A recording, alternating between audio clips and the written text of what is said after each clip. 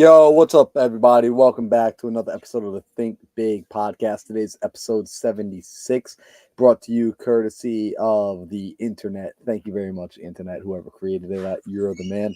Today, we're going to be diving into a pretty sick topic, which is the 10 reasons your business is not growing in 2024. This is so matter of fact, and it's so timely because we just wrapped up quarter one. Last week, we talked about quarter for quarter. The week prior, we talked about how to have a $1 million blueprint, not $1 billion, $1 million blueprint, a 7-figure blueprint, and really being able to backwards engineer it.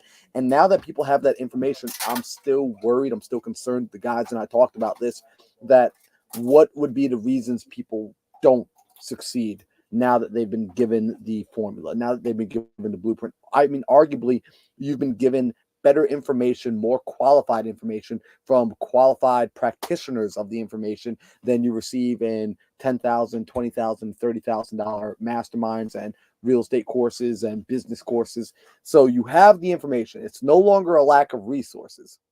So we have to look at what are the reasons that people's businesses are still going to fail, quite frankly.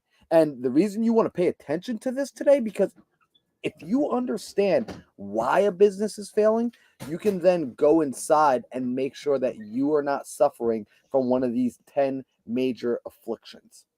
Now, I'm excited for today's episode. Before we get into it, though, I got to check in with my co-host, Sam. I got to check in with my co-host, Alejandro, find out how you guys feeling today. How you guys doing? I'm doing great today, my friend. Nice to see you. Doing fantastic. What about you, Mr. Sam? I'm stoked, man. I'm stoked. Last couple of weeks, 2 3 weeks, we've been going really hard on tactical value, and I think we've been showing people exactly what to do. And I think that it's important for us to take a step back and talk about here's all the shit that, like, if you don't correct intentionally on the front end. And while we made this list, do you guys notice that all this stuff, it's not stuff that they're doing. It's not stuff that they're going to continue to, it's not stuff that they're going to intentionally start doing. It's the stuff that they're already doing. So a lot of the list is actually breaking current habits and patterns that people are already in. So I'm actually super stoked on this episode because this one's going to be dope. But let's do it. So I think we should do this because we've got 10 things, and maybe a bonus one that I really do want to hit as long as we have time. But let's just break it up into a few. I think Marlon, you could start us off with maybe the first like 2 or 3, and we could just go into each one, talk about why they matter, what they are, how, each of us, the three of us, from our own insights and wisdom and experience have seen people falter due to these things. And then we can just start crunching along. But Marlon, you want to get us kicked off? Yeah, we'll go through it, and we're gonna go through it in no particular order. Although we have a list on our side. I am gonna start off with the first one that we put down on our list, Sam, because I want this to be a bit of an open conversation between the three of us. And the first reason that a business is gonna fail in 2024 is because a person does not know how to hire. And I'm going to talk about this from my vantage point I want to explain the most common rookie mistake when it comes to hiring inside of your business. When you get to that place of feeling like you need to scale, you're ready to scale, or to your team. The number one mistake I see with this, and the reason it's so costly, is people begin to hire people like themselves. They start looking for their first hire as a carbon copy, and they are typically hiring off emotion, right? And this isn't to say that emotion isn't taken into account when you're hiring. However, most people are making very emotional hires. I like this person. I like this girl. She's really cool. We vibe well, right? She's so awesome. I love her energy. She's just like me. Probably not the person you want to hire yet. Because ultimately, your role is to get the person who loves to do what you hate to do. And then they are qualified to do that. So emotions come into play in the sense of, is this a person I want on my team? Is this a person I morally agree with? We're in moral alignment. We have core values. Yeah, that's important. However, not just am I hiring this person because I basically want a friend. And I've made this mistake. I've hired people because essentially I was paying for a friend. And then when I realized my friend wasn't doing the job that I needed them to do, I realized I made a wrong hire and I had to begin to learn how to fire. And that's inevitable. You will have to learn how to fire. However, not making the right hire is actually a major issue, and it's going to hold a lot of people back in 2024, and especially because we're looking at the fact that sometimes when we talk about not knowing how to hire, some people don't feel they need to hire. They think they can grow without hiring, and arguably that's an issue. If you are trying to grow something that doesn't involve other people, you're not growing anything valuable, worthwhile, or sustainable, in my opinion. So, Sam, Yeah, I think don't know what you guys think. Yeah, I think this is a critical topic. You know, I feel like we've hit on this quite a bit the last couple episodes. I would say not last episode, 3 episodes ago. I think it was Alejandro and me. Marlon was running in some apocalyptic area, and so Alejandro and I talked about the psychology of hiring and building a team. And I went further into an org chart on the next episode, but about 3 episodes ago, I believe, we talked about team building and the importance and the psychology behind it. And very often, to Marlon's point, there's a lot of psychological fallacies that happen when we hire, right? We're either A, trying to replace ourselves, or B, we're trying to, very often we hire in a way that isn't sustainable in the long run. And what that means is very often we are hurting. I see this so much, guys. I see this so much. We are hurting for someone to come in and take over a position, to take something off our plates right now.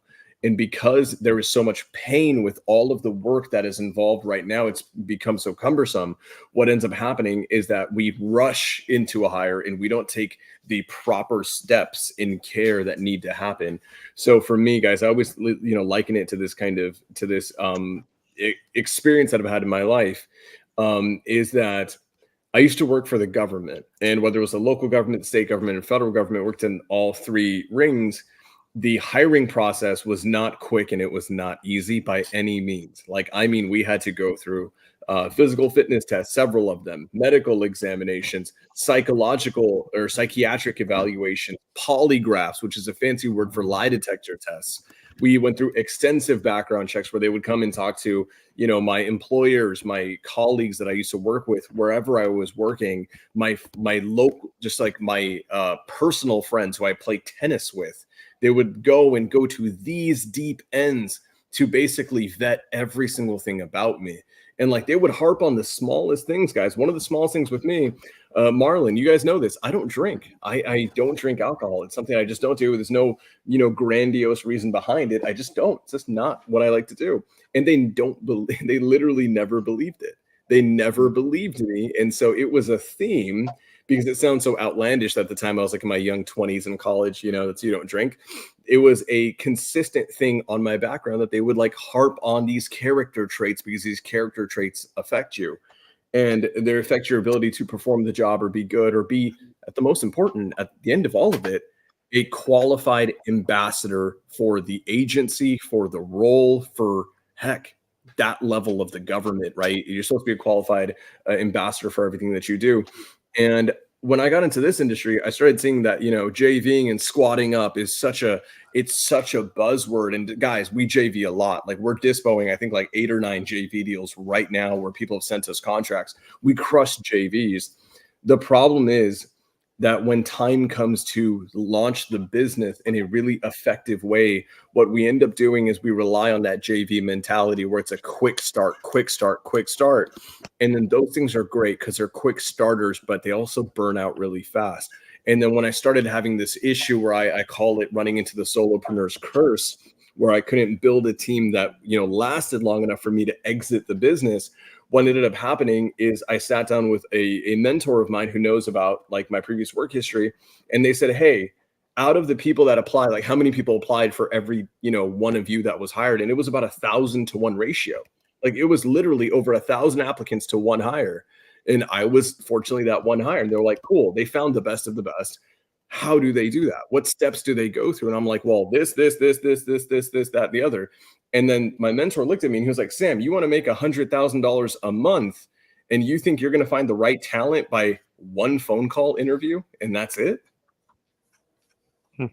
And that was a massive paradigm shift for me. So it's not only do we need to take the time, not only do we need to take the time to vet the candidate and work on them, not just from a technical, and guys, I firmly believe this, I'm a firm believer in this right now. Technical aspects can be taught, core values cannot. Core values are things that, I mean, like maybe they can, but you guys don't have the time or the attention or the energy to basically reshape someone's freaking soul. You just don't. It's not for you to do. That's for them to do through life experience. So I would say technical aspects can be taught. A lot of times we hire really quickly because someone knows how to do the job. And then we get surprised when we find out that, they are, they cheat on their spouse, right? Or they have an excessive substance abuse problem, which then affects their work life. Or then we find out that, they have all of these other little tendencies that in and of itself can become a detriment to the core values of your business. So my first thing is hire on core values first, because you cannot train them into someone. You can yell them at someone, but it doesn't mean they're going to absorb and internalize and change how they operate.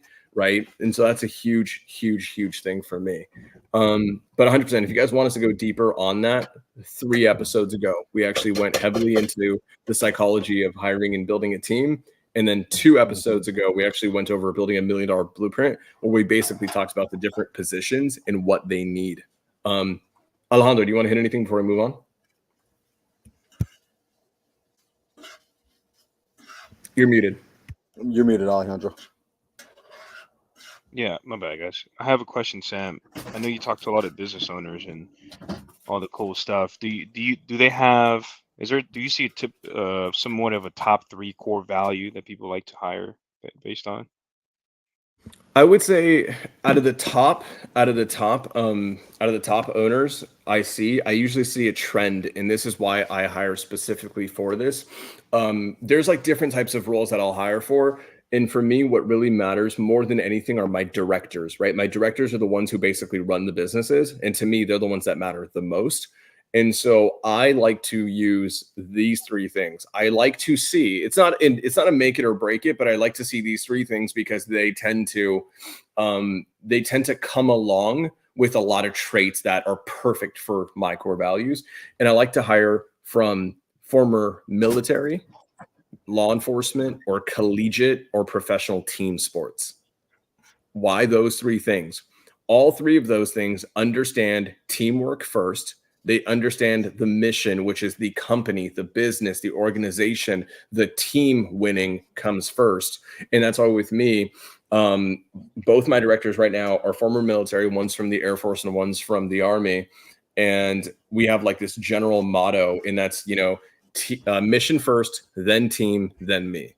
So when you get those 3 things, right, military, law enforcement, collegiate athletes or professional athletes from a team sport, the other big thing that they get is those 3 demographics tend to really understand discipline. They understand the chain of command. They understand discipline at a heavy, heavy, heavy level. They understand that at the end of the day, right, it's like you look at like a military academy or law enforcement academy, or just, a college tennis team, soccer team, football team, whatever, right? Game day is just 1 day a week. But for every game day, they'll do 2 a day, 6 days a week, where they're training their asses off and suffering, focusing on the reps, focusing on the process. So it's very much process first. Like if you want the win is a result of the process. And with those 3 kind of industries, we tend to see that we get process-oriented human beings first. And honestly, I'm sorry, can we find those people outside in other industries? Absolutely. But those people generally centralize in certain kind of avenues. We see this commonly in the military. We see this commonly in law enforcement. We see this commonly in team sports, is process, team, mission. And in all of these things, what ends up happening, the individual doesn't come first, they come last. So that's the avatar that I like. By the way, that avatar, like teaching, the person who taught me to hire from that was actually a mentor of mine, who right now, the last time I talked to them was about like 6 months ago. I think they were doing like 80 million a year top line revenue in all their businesses. And that's like their core mantra. That's their core mantra. If you are someone in their business who is a director or has decision-making capability, you have to have one of those backgrounds, plus like a level of critical thinking, analysis, and all that kind of good stuff too. But all the last thing I'm gonna say is real quick, those three also understand leadership qualities. Leadership qualities are ingrained in those three kind of industry sectors. So yeah, I hope that answers your question. Yeah, thank you. I would say for me on the hires, it's just going to be when you're first starting out, you're going to have people that are just going to want to come in and out and help you out here and there. Don't do it. From my experience, like it's costing you money to do that, and you're not actually growing. You're just putting a band-aid on a fix that you're looking for, so it doesn't really work out long term. Like, think about it. You're going to have someone part-time because they have this going on. Number one, you don't truly know if they're really working part-time, right? Maybe they're like, hey, I have to go because whatever, and the reason is just because they don't want to work. And you're spending all this money on your marketing, you're spending all this time training that person, and next thing you know, they obviously working part-time, so the results are you get part-time results, which in reality it's not going to be really really good, or it's not going to be attractive for that person to stay there. So now you wasted all the resources, your time marketing, and that person just leaves you. So from my experience, if you want to have a hire, make sure they're fully committed like you are to your company. And that's all I want to add to that. There you go. Marlon, what's number two? Yep. So number two is, and actually I'm going to say this final thing with the hiring process. Don't make the mistake of finding the person and trying to mold your business around the people you find. Instead, mold your business and find people that fit the mold. Much more important to do that. So number two, we're looking at you don't use the right marketing channels. So the second reason businesses fail to grow, and you're going to see this a lot in 2024 as we have shifting markets, as we have shifting people coming in and out of the markets, the customers are changing. Your marketing channels are not useful. They're not effective. And what do we call, Einstein calls this insanity, is when you're doing the same thing over and over and over, expecting a new result. That's the clinical definition of insanity. I see this all the time. People are consistently doing something that worked 3 seasons ago, 4 seasons ago. And it's not that that thing doesn't work. It's that thing isn't working right now. Marketing is consistently dynamic. It's forever changing. I resisted the fact of like I had to learn how to get on the internet and figure out like Facebook marketing, Facebook ads. And yet it's what my business calls for. It's some of you are having to figure out PPC and PPL, and some of you are having to figure out SMS because you used to just send direct mail, or you're not realizing that direct mail still works. It's just the volume, the metrics have changed as to how much needs to be sent in order to make it work. So understanding and using the right marketing channels will absolutely make and break your business, because if you don't have leads, you don't have a business. Yep. That's so good. I'm gonna say this, guys. This is something that we hit on heavily, or I hit on heavily, is marketing and the fact that marketing is cyclical. The answer is truly this: what worked 5 years ago may not work today, and what's going to work tomorrow may not work right now. And the answer is always this: you always have to ask yourself, where does your competitive advantage come from? And there's so many channels that make a lot of money and do a lot of things, but also it's also very market dependent, right? So depending on what you're interested in, depending on, even if you're in other business models, the reality is you don't have to be in real estate to understand that you could be selling anything. You could be doing drop shipping. You could be doing coaching. You could be doing, infomercial stuff. You could, anything. It doesn't really matter. The reality is there are so many ways to generate leads and so many different marketing channels that have product market fit and some don't. And I think what's critical to remember is you have to understand, no matter what you're doing, I think the three of us truly do believe in abundance mentality at a really high level, but I think we also three understand that marketplace competition is a real thing. That is truly it. There is a marketplace competition. There is a finite level of opportunity at the end of the day. And you have to understand, with what you are doing, with the resources that you have, are you playing a viable game? And what do I mean by that is this: I like to look at, I'm going to keep it real estate oriented because that's a lot of people here. You go into a market, right? And because you watched a certain challenge or this, that, and the other, you end up going and hiring 2 virtual assistants to pull 20,000 records a month of really shitty bulk data. And then you go into a massively competitive marketplace like Las Vegas, Nevada. That's my playground. And what's going to end up happening is you're going to wonder why your best friend, who's doing the exact same thing in the middle of Nebraska, is generating 7 leads a day and you're generating 1 every 5 days, because they're in a different marketplace doing everything the exact same as you, right? But the difference is that that experimental variable is, or the control variable, I should say. No, experimental variable, sorry, is the fact that you're in a different marketplace, and that marketplace has a huge effect on things. So I'm not going to hit on this too much, guys. I did a 5.5-hour masterclass on this called Marketing Secrets a few weeks ago. So I think in the interest of time, we do have to speed up. So Marlon, what's number 3? Yo, number 3, and this one is going to be something that you're going to speak on, Sam, is your current systems aren't scalable. And we got to talk about this because here it was. I was out in the middle of Kansas today as we're doing the run across America. Got back into the RV right before this call, and I found myself looking at acres and acres and acres of farmland. So massive open bits of farmland. And then in the center of the acre, I saw a massive water tower. By the way, how's my audio? Is it coming through or am I getting choppy? Because you guys are freezing on my end. I'm getting the thumbs up. Right. Perfect. I saw a massive water tower. And what's really interesting is if anyone understands the science behind how a water tower works, you understand that however high that water tower reaches up into the air, the gravity, the natural pressure that's produced by gravity of the water coming back down to earth provides enough pressure to work for all the plumbing of all the buildings and homes around it, as long as those buildings and homes are beneath the height of the water tower.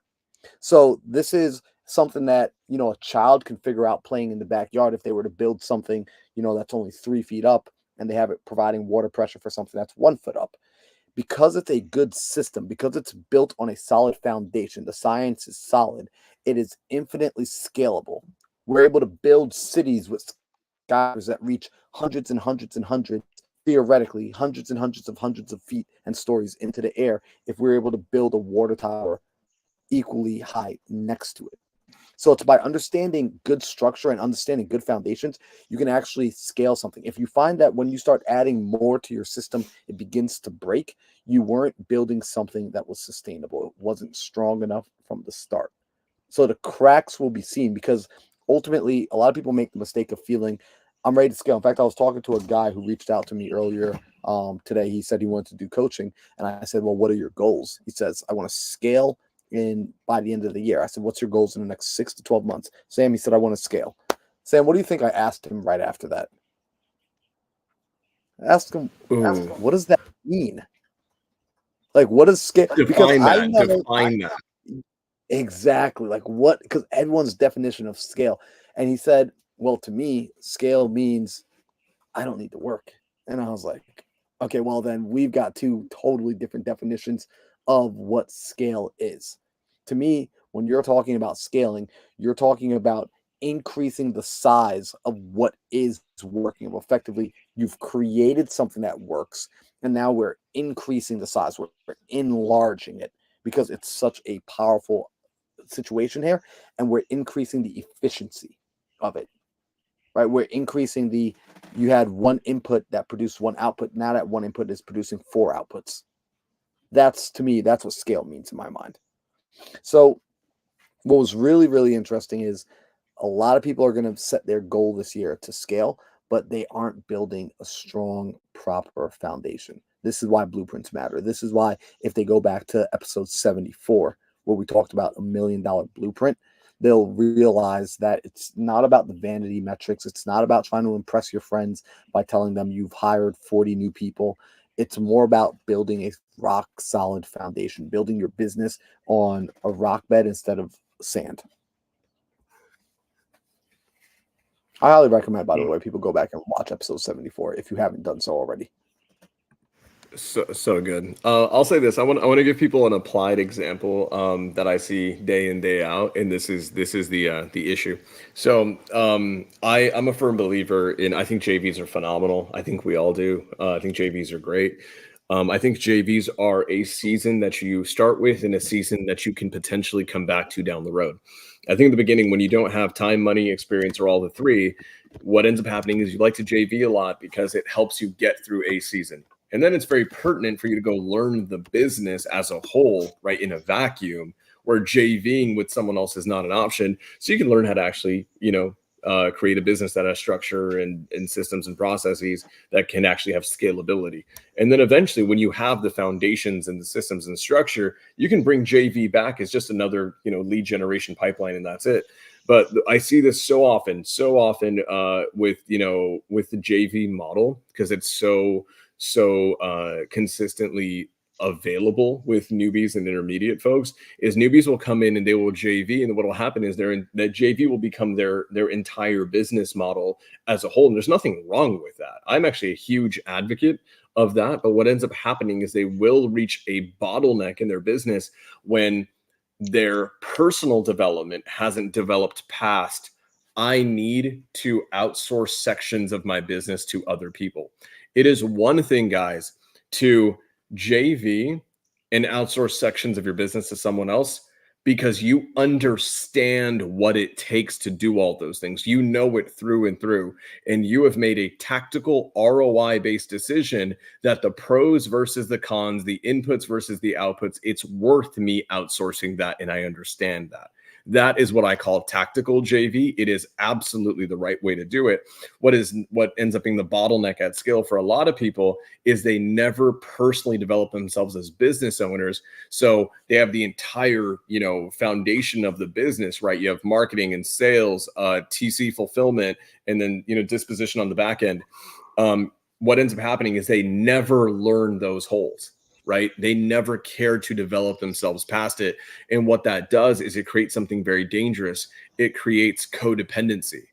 It creates this dependence on someone else to do the work for you. And if they decide to pull the plug on you, what ends up happening to your business?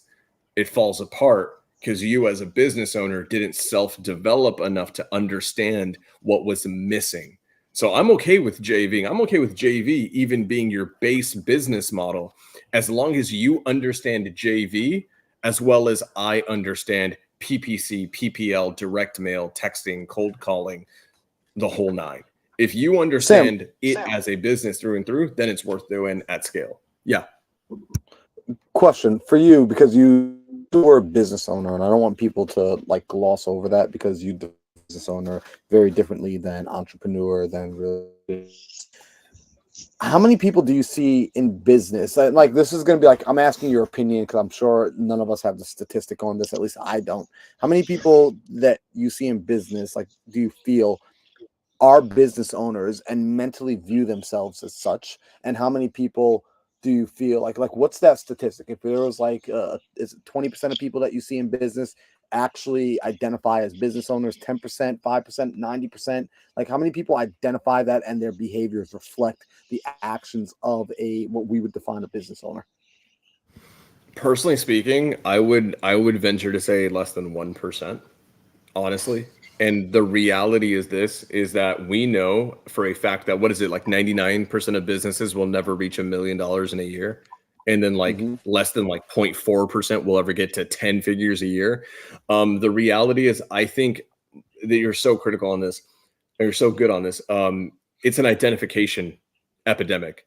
People who own a real estate investment business don't identify as business owners. They identify as real estate investors. People who own a drop shipping business don't identify as business owners. They identify as drop shippers. People who own a car sales business don't identify as business owners. They identify as car salesmen. And what ends up happening is you end up confining your existence and your identity to one thing and one thing only, and that is the task at hand. And then what ends up happening, the people who win at the highest levels are the ones who understand that fundamentally every business is almost the exact same. Fundamentally. This is why guys like Alex Hormozi, Grant Cardone with 10X Ventures, our guy Pace Morby right now. Pace Morby has a business that he has, I think, like half ownership or even more, where they create grass artificial turf statues that are, they just make giant gorillas made of grass, and then that's modern art in someone's living room, right? I don't think Pace Morby really knows much about mowing lawns or creating grass sculptures or fine art. I love him, he's great, but I don't think that's his forte. So how does the real estate investor guy own that company, right? How does Alex Hormozy own all these companies when he was just the gym guy? Because even when he was the gym guy, he didn't identify as the gym guy. He identified as a business owner. So I think, Marlon, to answer your question, less than 1%. And honestly, I think that I'm being generous with that. That's huge. So, guys, we're not going to continue to dive deep. I wish we could stay on each one of these topics longer. I mean, each one could be an episode in and of itself, but make sure that you pay attention to how have you been identifying yourself in business. Let's move on to reason number 4. And reason number 4 being the reason you're not going to scale, and not even scale, the reason your business will fail to grow in 2024 is because of the friends you keep. Mm-hmm. You have loser friends. Being honest, like, your friends suck. Your friends, they're probably nice people, but they are causing you to lose money. How do I know? If your friends haven't made you money in the last 12 months, they've cost you money in the last 12 months. I remember 3 years ago, my mentor told me to pull out my phone. He said, open it up. And he said, I want you to scroll through everybody in your contacts list and look at every single person there, every single name. And if they haven't made you money in the last 6 months, delete their number. Now, I thought that was a little extreme and a little harsh. And I got to be honest, Sam, Alejandro, I struggled with that exercise. In fact, I did not delete all the numbers. However, it did cause me to pause and think. Who are the people that I've been spending time with? Who have I been texting? Who have I been calling? There's a little feature on iPhones that allow you to put your top 9 conversations at the top, that you can pin them to your top. I am very selective about the names that are pinned to the top of my screen because those are the people I talk to the most. And fortunately for me, those are the people that help me grow. For example, Sam just mentioned having the differentiating identity of being a business owner versus an entrepreneur versus a real estate investor versus a drop shipper. I learned that definition of business owner because of my direct friendship with Sam Singh. That was a shock to me. In fact, Sam came to my mastermind. He spoke at my mastermind, and I listened. Like, I don't just take it for granted that Sam's my friend. I look at him as a brother. I look at him as a mentor on occasion when he's speaking about things that he knows more of than I do. I sit there with my notepad ready. And when he made that crucial analogy of you have to be a business owner, he shifted my identity. He made me realize, wow, I've been self-identifying as a real estate investor. I've been telling everybody for the last several years I am a real estate investor, and I have been locking myself in and pigeonholing myself in based on the opportunities I can receive and based on the way I would even begin to see the opportunities. Your friends suck if they're not growing you. Get rid of the relationships. Get rid of it. Like, I'm telling you right now, clear it out. If you're on social media and you're following people who are not growing you, unfollow them.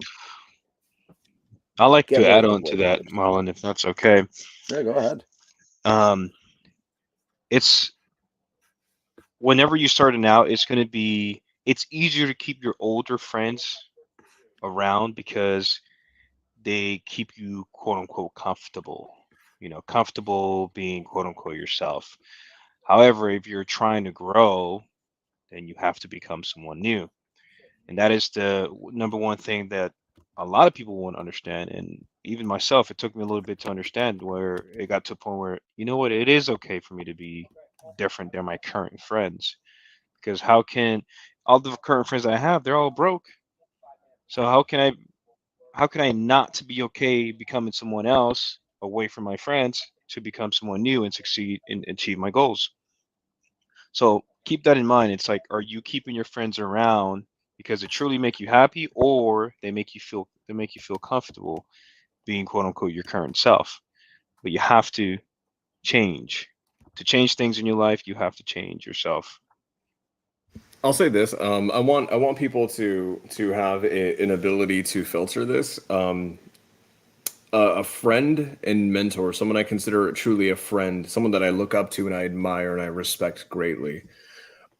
He owns a company that does over $100 million a year, and this person, they make infinitely more money than I do, and have a business at a scale infinitely beyond mine, and they still take the time to pour into me, right? Always. And I flew out to Ohio and I spent some time with them. And this guy, he basically, is supposed to. I find out he has to travel to Florida to go meet Grant Cardone. That's where he had to be on the flight that day, and they cut it this close to missing their flight just so they could take me to lunch. And they're like, hey, we've got a flight to somewhere in Florida. They didn't tell me. I saw through Instagram the next day that they were hanging out with Grant freaking Cardone, right? One-on-one. I was like, what the hell? He told me something about this. I asked him, I was like, hey man, you make over 100 million a year. You did like 65 million the year prior to that. Like, what the hell? How are we friends? Like, this doesn't make sense to me.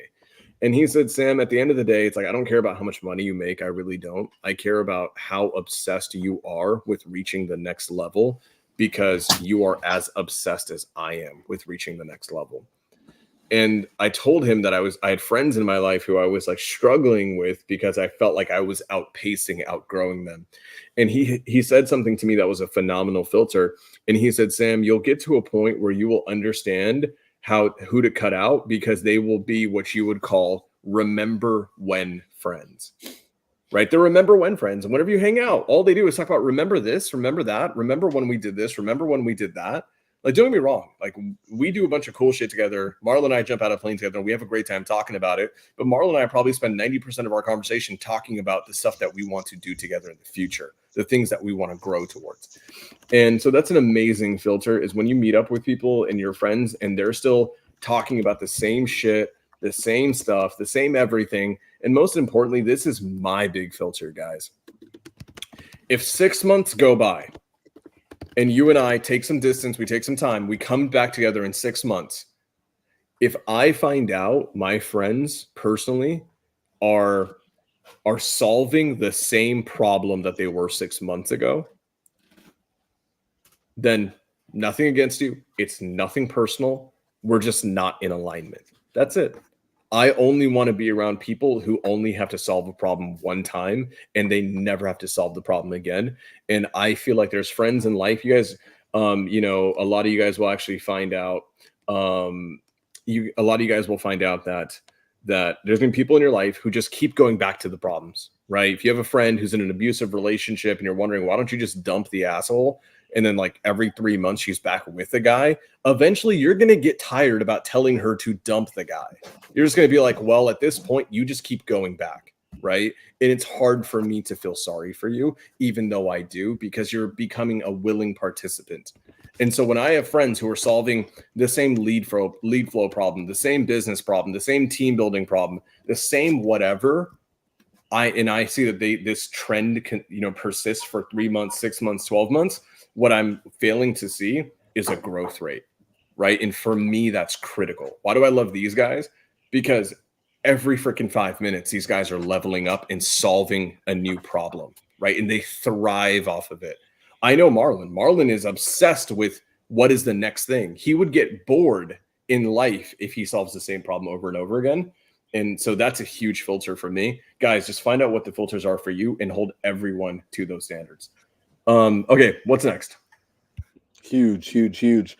Now, this next reason that your business is not going to grow in 2024 is because you lack focus and discipline.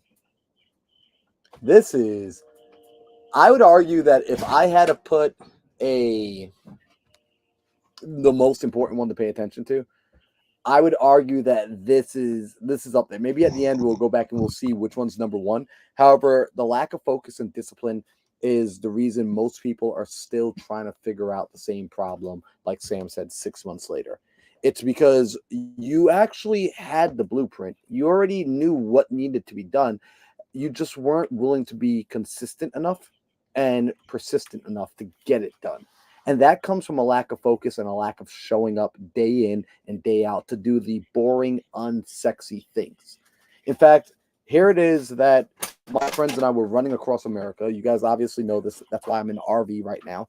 And it's 78 days of essentially waking up and doing the same thing. 78 days of waking up and having the same boring breakfast and putting on the same shoes and stepping out the door and just running down dirt roads and running down highways and running through the wind and running through the rain. And it's not sexy. It's not as cool as Instagram makes it look. I know for a fact that we make it look cooler on Instagram because we've got an insane videographer on the team. We got Nick Vlay with the camera skills like no other, and he's editing videos, he's setting the photos, he's setting the like it looks so freaking cool. The reality of it is it's about 12 to 13 hours a day of just being in the Hurt Locker, of just doing the work. And that requires a level of discipline that you have to have. It's a self mastery, it's a self focus. And when people talk about discipline and then they say self discipline, I'm like, dude, there's only one type of discipline. There is only self discipline. You can't discipline somebody else. Discipline can only ever be used on yourself. And your lack of focus is arguably we both, Sam, Alejandro, all three of us, we pay attention to a lot of one of the greatest entrepreneurs of our time, Alex Hormozi. And he talks about this concept of the number one resource that entrepreneurs are massively leaking is their attention. And most people don't view their attention as a resource, as a resource that's finite, that's limited. And because they don't look at it as a resource, and that even if they do look at it as a resource, they don't consider it to be finite. They don't pay attention to the amount of it that they have in any 24-hour period. They unfortunately waste it. They don't invest it. Because if it were a currency, if it were a dollar, it's easy to recognize when you're spending a dollar and you're not getting a good ROI on it. What about your attention? Which is arguably more valuable than the dollar, because I can lose a dollar and get it back. I lost yesterday's attention. I can't go back and get yesterday's attention to respend again. It's gone for life. Where are you putting your focus? Where are you putting your attention? Because whatever it is you focus on, whatever you put your attention on, that is what will grow. If you are not disciplined enough to actually control the direction in which it's going, you're going to find that your business is going to suffer. There will be a direct correlation to your capacity to stay locked in on something, to be locked in on a target, to be locked in on a goal, to have your team and your organization locked in on this target, and your ability to earn and succeed and grow in 2024. There will be a direct correlation. Alejandro, Sam, I'm curious to know what your guys' thought is on essentially the lack of focus and discipline. For sure, man. Marley, you definitely hit it on the nail with that one. And for me, I'm just gonna say I had to learn that the hard way, because when I first started my company, I was busy buying company shirts, company coffee cups, mouse pads with my logo. I'm like, oh heck yeah, I'm a business owner. I'm busy, dude. Let me do my logo on my mouse pad and get this going.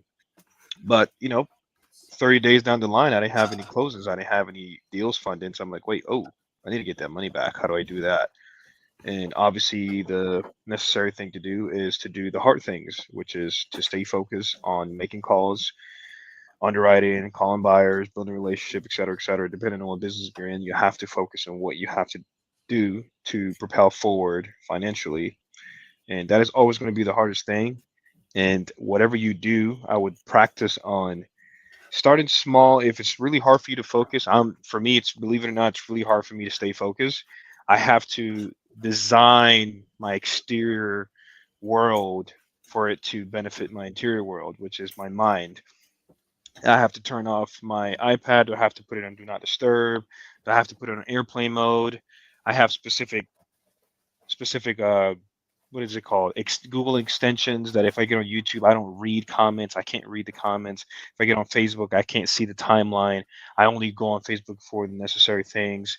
It's just minimizing the distractions as much as I can.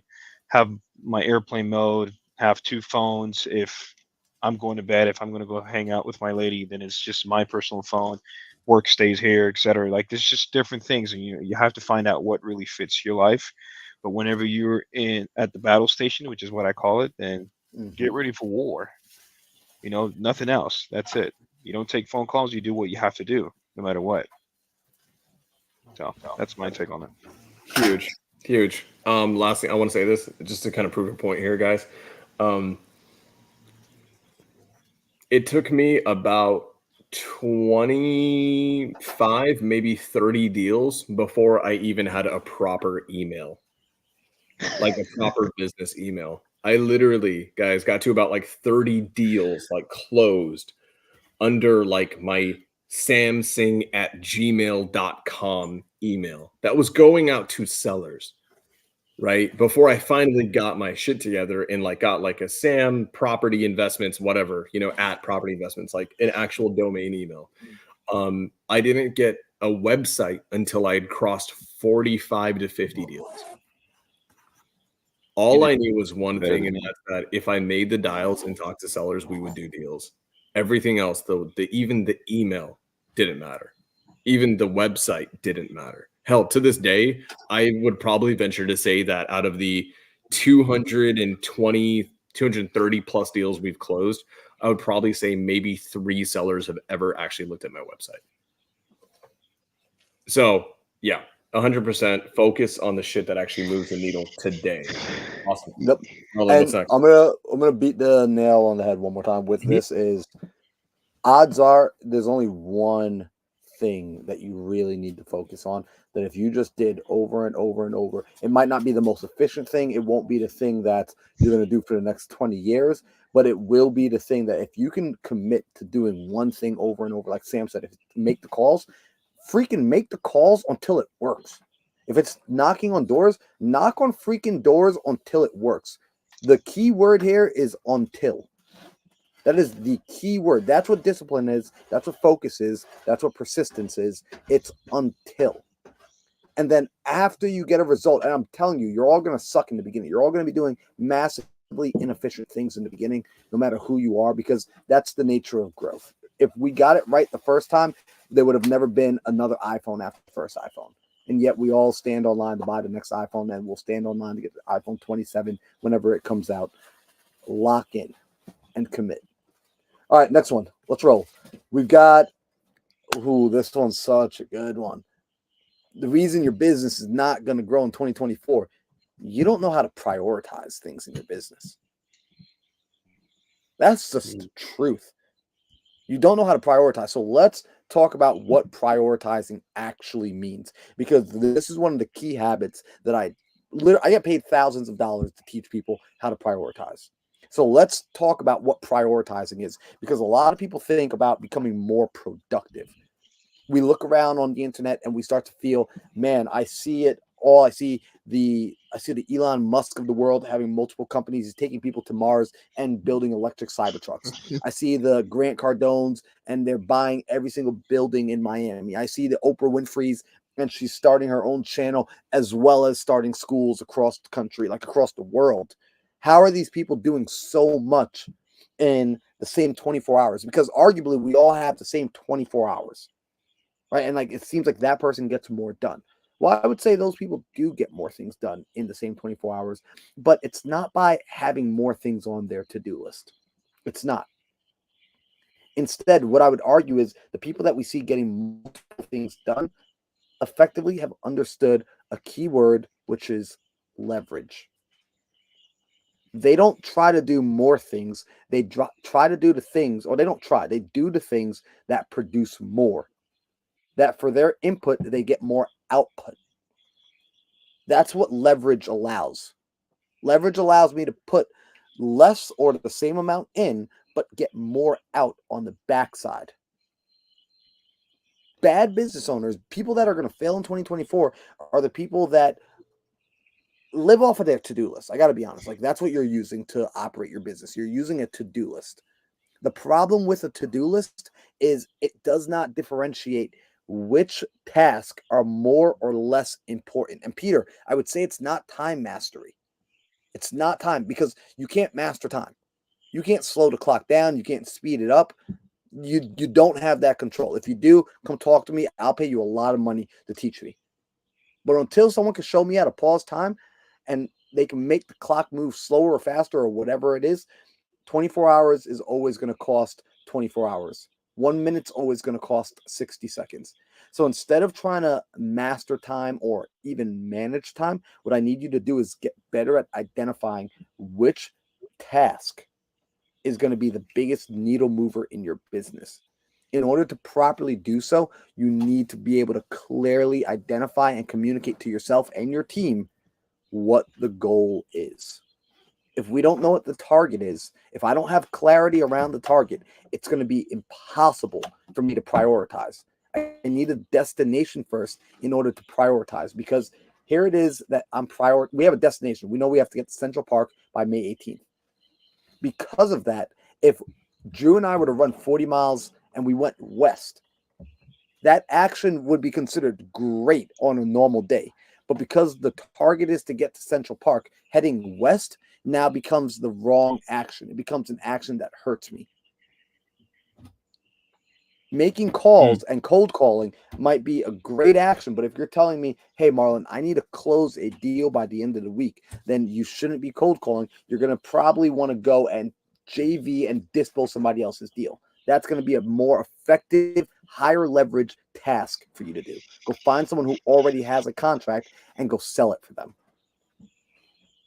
Prioritizing is going to be how you effectively create more in 2024. And if you cannot do that, if you cannot prioritize, you will lose to the people who can. That's just what's going to happen. The marketplace will beat you up and spit you out if you cannot learn how to prioritize. Simple. Sam, I'm going to say this real quick, and then I think we have to decide if we're going to keep going or not. But at the end of the day, guys, this is how you tactically do it. You go into your business and you isolate every single task or event or activity that you could possibly do, every single action, every single input, right? What is a dial, right? A dial, an email, a post on Facebook if you're JVing, a lead being generated through an ad, all these things that you control, right? An offer being sent out, whatever it is. All of these activities, you need to basically list them all out. And then basically right next to each activity, be able to identify what I call a leverage multiplier. Basically, for every one input of this activity, this is what it yields on the outside, on the back end of it. And what you're going to find out is that you're going to spend a lot of your time doing one-to-one activities. I put one in, I get one out. And what ends up happening is you may not realize that there are 1 to 20 activities in leverage multiplier that are in your business that you are completely forgetting about, or you are completely, just dropping the ball on because you're so focused on the one-to-one activities because they're easier, because everyone else does it, or because it's good for social media or whatever the hell it is, right? The reality is those 1 to 20 things, if you spend all of your time only focusing on the 1 to 20, what's going to end up happening is you will aggressively grow your business. And then you're going to do a time audit again, or an activity audit again in the next 2 quarters, next 1 quarter, 2 quarters. And then you're going to find out that you're going to do the same thing. And now you've unlocked a new level of activities. Now you have all these other activities because you're at a different scale in your business that have just shown up. You do the same thing again. And now all of a sudden you're going to realize that you don't have a 1 to 20 activity anymore. You've got things on this roster that are a 1 in 50 or a 1 to 100. And then what you're always going to keep doing is you as the business owner always focus on higher leverage as soon as you can, and leave the rest to everyone else. Leave the rest to your employees, leave the rest to your JV partners. It doesn't matter. Your job is to move the needle the most, and you do that by isolating leverage multipliers. Guys, unfortunately, we're out of time. We are completely out of time. And we 100%, we actually had 10 things that we wanted to go over, and actually a super big bonus one that I actually have a story about that is going to cost, at least one person. I have a story that I want to address that's going to cost one person a ton of money and success. Like, I can prove this, that they've massively lost out on a lot of success. And it's because of a bonus number 11. But unfortunately, we are completely off for today. Marlon has to go and keep running, 50 more miles today to get to New York. Bro, Alejandro, dude, the RV just opened, and like the guys came in with like apparently someone saw us on the news. Somebody spotted my calves out there in the street. They saw these quads of the calves, and they straight up like gave us the best barbecue in all of Kansas. Apparently, this is absolutely insane. People have been so freaking generous. Just had to share that. Huge. Look at No, yeah, Marlon staring you down. guys are amazing. We've seen you guys on like on news stations and everything. It's freaking huge, man. 100%. Alejandro, I think the people have got some dues they need to pay. So we can come back and do this again if it made sense. Yes, absolutely. If you gain any value from what we share today, please share this with a friend. We're not asking for you to swipe your card. We're not asking for you to sell your soul. Nothing. Just share it with a friend if you gain any value with it. And if you didn't, it's fine. Fair enough. Fair game.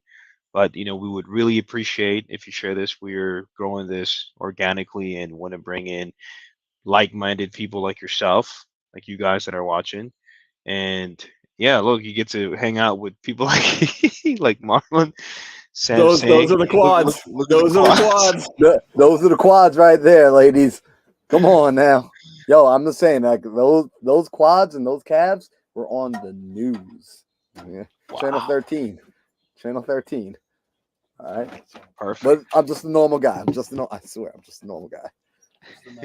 Just a man. Just a mortal. All right, guys. Come back next time. Share on social media. Share some love. Tag us on it. We love seeing this. We've seen someone. Mac is the one who started this. Mac started this amazing thing where he always takes a screenshot, always takes his biggest takeaways, and posts them on social media. Tags all of us. And what's really kind of cool is that Mac has competition now, and there's a few other people doing the exact same thing, and we love seeing it because guess what ends up happening for us? We read those recaps. We capture things that we totally didn't see, that we didn't even notice, right? Yep. So those things are huge. Guys, share some love on social media, tag us, tag the three of us. Come back next week for reasons 7, 8, 9, 10, and a bonus one that's going to cost someone probably $250,000 this year in lost success. And also come back because Marlon is going to show you his quads and his calves next week. But until then, peace, guys. Peace.